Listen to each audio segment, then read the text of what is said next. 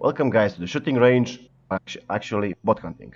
So this time we're gonna actually go for the enemy bots and farm damage that way because unfortunately PvP it's not working at the moment because of the lack of players being in.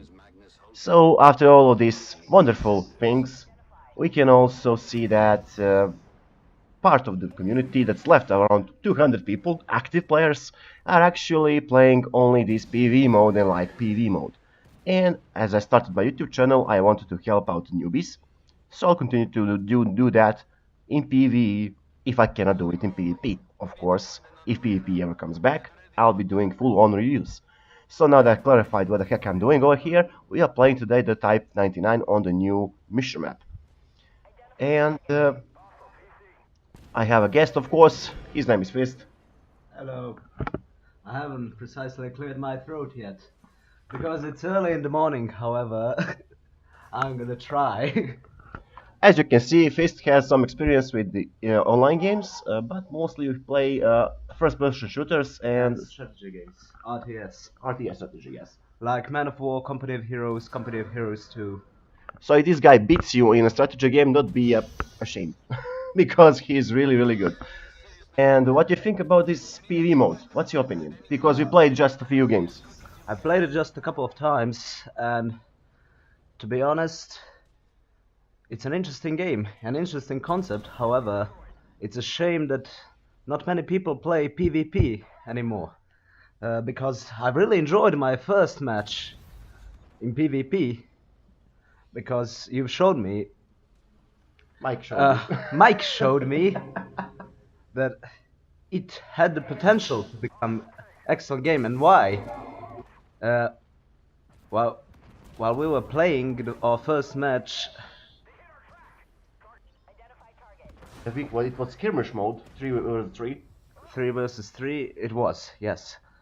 I've disabled 2 tanks, and it was only my first game in PvP. So at least you have some potential then.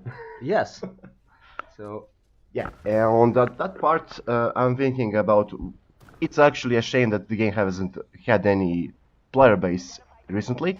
But what I'm gonna do is actually scrap what I can from this game and use it to benefit the other guys. For example, now we are playing on a fighter mode. We have also the insane mode on this map. But the main problem in PvE, and I think you also notice it, is so-called Star Trek spawning, where basically in the middle of your formation, the AI is being dropped. What do you think about those problems? well, I had an instance in which an enemy tank materialized basically right behind me, and that tank shot the crap out of my engines. So I think the programmers need to nerf or do something about it ASAP, because you are losing players. So do you think that bad balancing of the maps is actually costing the whole game in the long run? Of course. Well, you heard it from another guy. Even though he's my friend, to be honest with you, to be fully disclaim, he is actually honest when it comes to games. He has how many years have you played video games? 20 years. That's a fucking lot. Me 25. I've learned how to play video games before I learned how to talk. Yeah, basically that's the first issue that we encountered. Though, if you think we are just a couple of nerds who are just sitting in their houses to do nothing else, big shot we played sports, of course, because in our country you cannot go anywhere without having at least one sport activated. So all of those things. Sports are for people with underdeveloped brains. That's why we play strategy games, where you can use some tactics, so... Brain power. No offense. Anyway, that's the main stuff that we are encountering here. Gaming is not very well developed as in Western countries, and if you are noticing someone as an esport, a profession as an esport, yeah. Mainstream games, I would call them, like Counter-Strike, Warcraft, and PES. FIFA. However, and FIFA, of course. Thank you, Michele.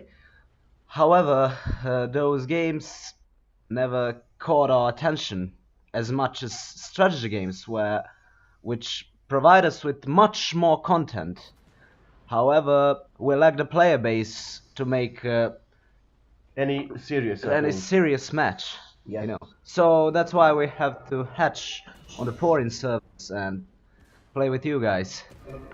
So And when you're asking where the Balkans are coming from, yeah, basically this is the main reason. Where you get most of the people from our countries visiting your servers. Whether it's Russian servers, whether it's USA servers, European, doesn't matter at all. And on top of all that, well, having a good concept being fucked up like this, I think for Armored Warfare to be back on the tracks, it's actually pretty sad, if you ask me. And because it had the potential to put World of Tanks in a modern setting, to become a game which has the player base that rivals World of Tanks. However, the concept was ruined with this, what we see in front of us.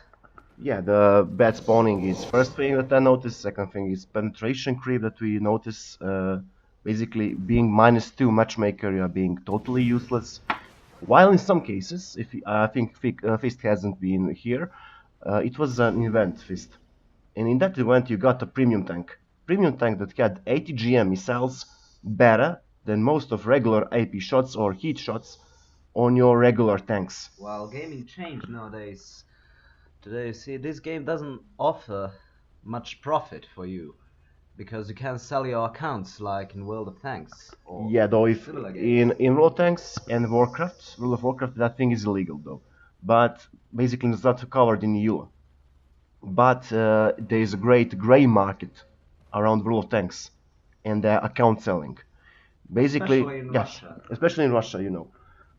We know from our resources from Belgrade that in World of Tanks, selling the account pre-made, pre-boosted accounts for tournaments is actually a lucrative business. It's the prices goes from 30 euros to 300 euros sometimes, right? As our friend told us. Yes.